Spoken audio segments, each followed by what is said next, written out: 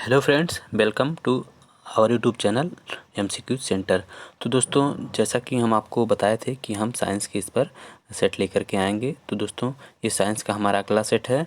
तो इसमें दोस्तों बिना देर के स्टार्ट करते हैं। अगर आपने सब्सक्राइब नहीं किया तो सब्सक्राइब कर दीजिए। कमेंट में लिख के सब्सक्राइब या कुछ भी लिखिए, जो भी कमेंट आपको करना है लिखिए, और इसको जल्द से सब्सक्राइब करें, लाइक करें, शेयर करें और बेल आइकन को भी ज़रूर दबा लें, जिससे हमारी लेटेस्ट वीडियो आप तक पहुंच जाए। दोस्तों, इस समय आपको पता है एनटीपीसी का एग्ज़ाम स्टार्ट हो चुका है। आज ही पहला दिन था। दोनों शिफ्ट का एग्ज़ाम ख़त्म हो चुका है। हमने इसके प्रश्न कुछ फीडबैक लेकर के जाकर के सेंटरों पे लड़कों से उसको डाला भी है। तो दोस्तों, हम साइंस का इधर वीडियो बना रहे हैं, तो दोस्तों आप इसको देख सकते हैं। ऐसे प्रश्न हम इसमें डाल रहे हैं जो बहुत ही इंपॉर्टेंट हैं, जो अक्सर परीक्षाओं में पूछे जाते हैं। तो दोस्तों, बिना देर किए हुए स्टार्ट करते हैं।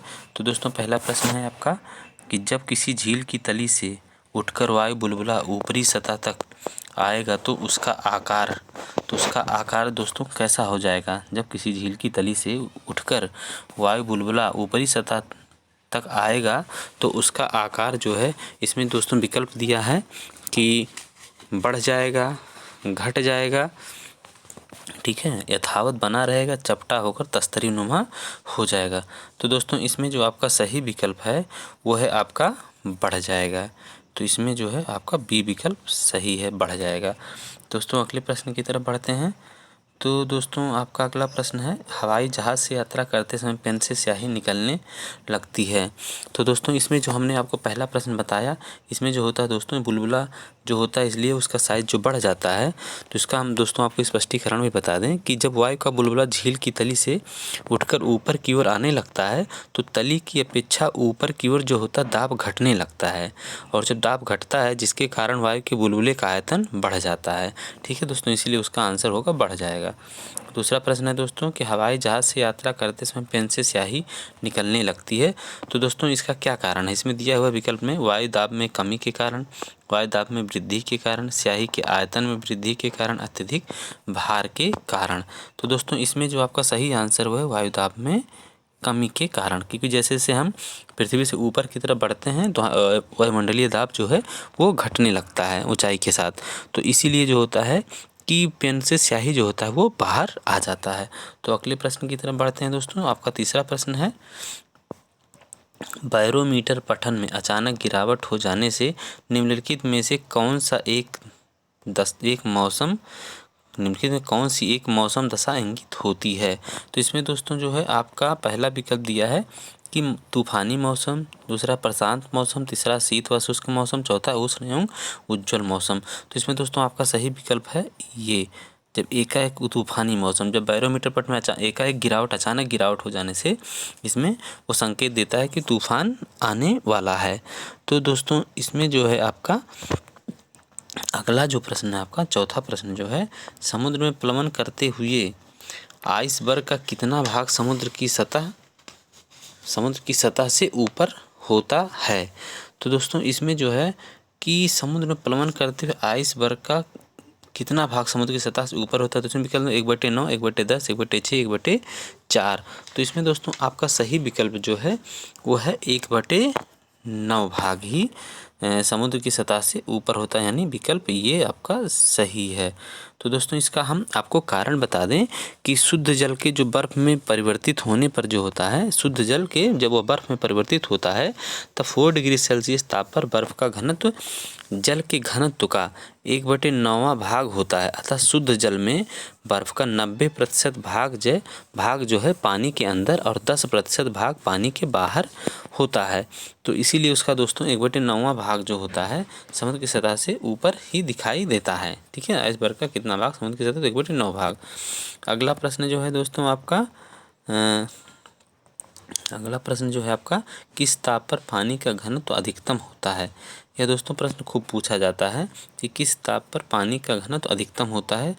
तो 4 degree Celsius, 0 degree Celsius, -4 degree Celsius या -8 डिग्री सेल्सियस। तो इसमें आपका जो सही उत्तर है वो है 4 डिग्री सेल्सियस पर पानी का जो घनत्व है वो जो है पानी का घनत्व जो है अधिकतम होता है।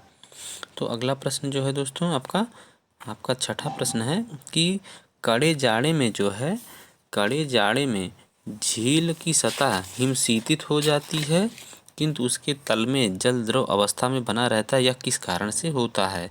तो इसमें दोस्तों जो है आपका सही आंसर जो है पहला जो विकल्प दिया हुआ है वो है कि बर्फ उष्मा की कुचालक होती, इसलिए झील की सतह और वायु का तापमान एक सा होने के कारण उष्मा की कोई हानि नहीं होती। तीसरा, जल की सघनता 4 डिग्री सेल्सियस पर अधिकतम होती है। चौथा, इस संदर्भ पर ए बी सी कथनों में से कोई भी सही नहीं है। तो इसमें दोस्तों इसका कारण जो है कि झील की जब झील ऊपर जम जाती है जाड़े में, लेकिन फिर भी नीचे जो होता है जल जो है द्रवावस्था में बना रहता है। इसका कारण है कि बर्फ जो है उष्मा का कुचालक है और वहाँ तक वो वही उष्मा को रोक देता है और नीचे जो होती है बर्फ बनी ही रहती है। तो दोस्तों इसमें जो है कि 4 डिग्री सेल्सियस पर जो होता है जल का आयतन न्यूनतम तथा घनत्व जो है अधिकतम होता है। उसका आयतन जो होता है इस पे 4 डिग्री जो सेल्सियस पर उसका जो होता है आयतन जो होता है आयतन वो होता है न्यूनतम होता है, जबकि घनत्व की अगर बात करें तो घनत्व जो इतने पर होता है अधिकतम होता है। घनत्व जो है अधिकतम होता है 4 डिग्री सेल्सियस पर अधिकतम होता है। तो दोस्तों जब कहीं सतही जल का तापमान जब 4 डिग्री सेल्सियस तक पहुंच जाता है तब अधिकतम घनत्व के कारण नीचे बैठ जाता है और नीचे की परत में विद्यमान जल को ऊपर की ओर विस्थापित कर देता है। यह प्रक्रिया तब तक चलती रहती है दोस्तों जब तक संपूर्ण जल का तापमान 4 डिग्री सेल्सियस नहीं हो जाता है। अंततः जब जल का तापमान दोस्तों 4 डिग्री सेल्सियस से कम होने लगता है तो उसका घनत्व कम होने लगता है। परिणाम स्वरूप सतही जल नीचे विस्थापित नहीं होता है। ठीक है, तो सतही जल 0 डिग्री सेल्सियस पर जम जाता है और जबकि सतह के नीचे विद्यमान जल का जो है तापमान जो है वो 4 डिग्री सेल्सियस बना रहता है और झील की ऊपरी हिमशीतल सतह उष्मारोधी का कार्य करती है। ठीक है, तथा जल में विद्यमान उष्मा को बाहर नहीं जाने देती है। तो दोस्तों ये जो होता है ये उष्मा का कुचालक होता है, तो जल में जो विद्यमान उष्मा होती है वो उसको बाहर नहीं जाने देती है, इसीलिए वो जल के रूप में ही बना रहता है। दोस्तों अगला प्रश्न आपका 7वां है, लोहे की सुई पानी की सतह पर किस कारण से तैरती रहती है? लोहे की सुई जो है पानी की सतह पर किस कारण से तैरती रहती है? तो दोस्तों इसमें जो विकल्प दिया, पानी के उत्प्लावन के कारण, पृष्ठ तनाव के कारण, श्यानता के कारण, गुरुत्वाकर्षण बल के कारण। तो इसमें जो होता है दोस्तों ये होता है, इसमें आपका जो सही विकल्प है वो है पृष्ठ तनाव के कारण। दोस्तों पानी की जो ऊपरी सतह के अणुओं के क्या होता है संसंजन बल के कारण उत्पन्न पृष्ठ तनाव। ठीक है, उसका जो ऊपरी सतह होता है उसके अणुओं में संसंजन बल के जो होता के कारण उसमें होता है पानी में जो पृष्ठ तनाव होता है उसके संसंजन बल के कारण होता है और जब सुई के गुरुत्व बल को संतुलित कर देता है। ठीक है, तब लोहे की सुई जो है पानी की सतह पर तैरती रहती है। तो अगला इसका जो प्रश्न है दोस्तों 8वां जो है इसका, लोहे की कील पारे पर क्यों तैरती है जबकि वह पानी में डूब जाती है? लोहे की कील पारे पर क्यों तैरती है जबकि वह पानी में डूब जाती है? तो दोस्तों इसमें जो है आपका जो विकल्प दिया है यह है कि लोहे की पारे से रासायनिक क्रिया की प्रवृत्ति पानी की तुलना में कम होने के कारण। ठीक है, दूसरा है लोहे का भार पानी से अधिक है तथा पारे से कम। लोहे का घनत्व पानी से अधिक है तथा पारे से कम। तो और चौथा है पारा पानी से भारी होता है। तो इसमें दोस्तों आपका जो सही विकल्प है कि लोहे की कील पारे पर क्यों तैरती है जबकि वह पानी में डूब जाती है, इसका उत्तर है कि लोहे का घनत्व जो है पानी से अधिक तथा पारे से कम होता है, इसीलिए दोस्तों वह क्या होता है कि पारे पर तो तैरती है जबकि पानी में वह डूब जाती है, क्योंकि उसका जो घनत्व होता है पानी से ठीक है कम होता है।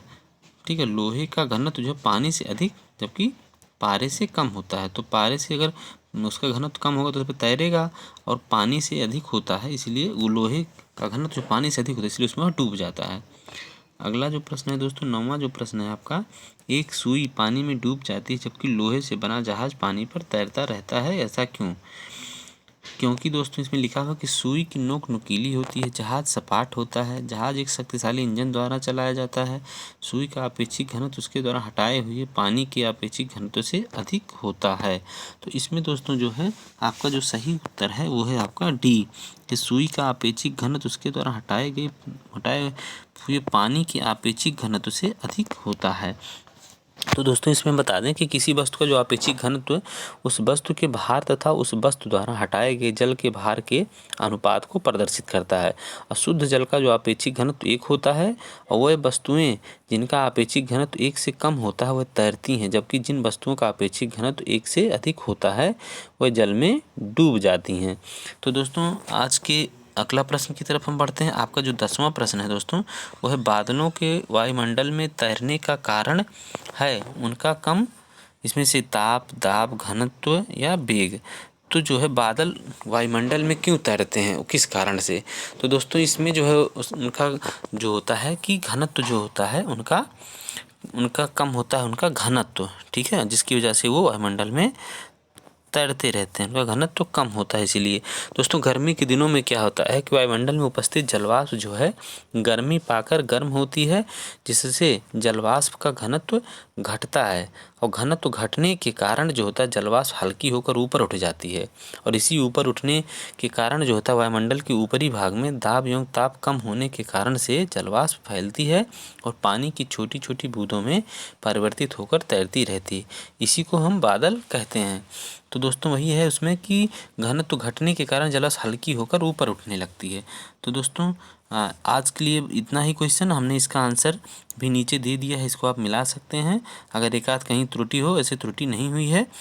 तो दोस्तों अगर आपने हमारे चैनल को सब्सक्राइब नहीं किया है तो सब्सक्राइब करें, लाइक करें, शेयर करें, बेल आइकन को भी जरूर दबाएं। हम इस पर आपके महत्वपूर्ण प्रश्न, हम करंट अफेयर के भी ऐसे प्रश्न लाएंगे जो अक्सर परीक्षा में पूछे जाते रहते हैं। तो इसको दोस्तों सब्सक्राइब करें, लाइक करें, शेयर करें और बेल आइकन को भी जरूर दबा लें। तो दोस्तों आज के लिए बस इतना ही। नमस्कार, धन्यवाद।